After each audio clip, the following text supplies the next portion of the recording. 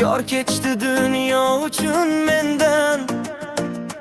Bir tomonda armon, bir tomonda zor. Ko'zlarimda yomg'ir, yuzimda yorug' shom. Yorni deya kechdim dunyodan. Kechirim kutmayman odamdan.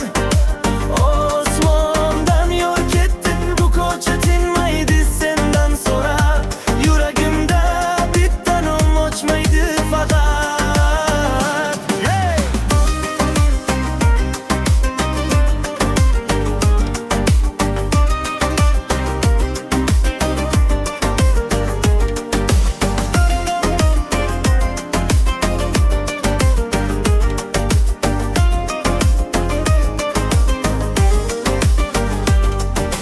Ko'chamizda ko'zlar izg'irin,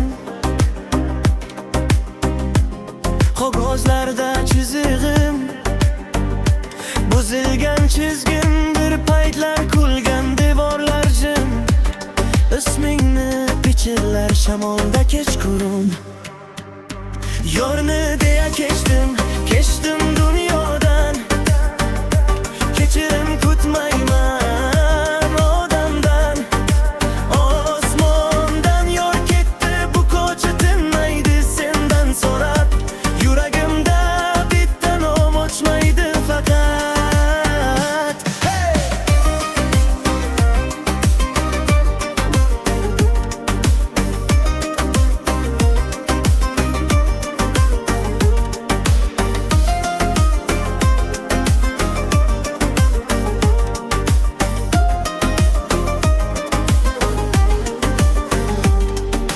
Ketding-u ketmadi izlaring, qolib ketdi bekatda so'zlaring. Yana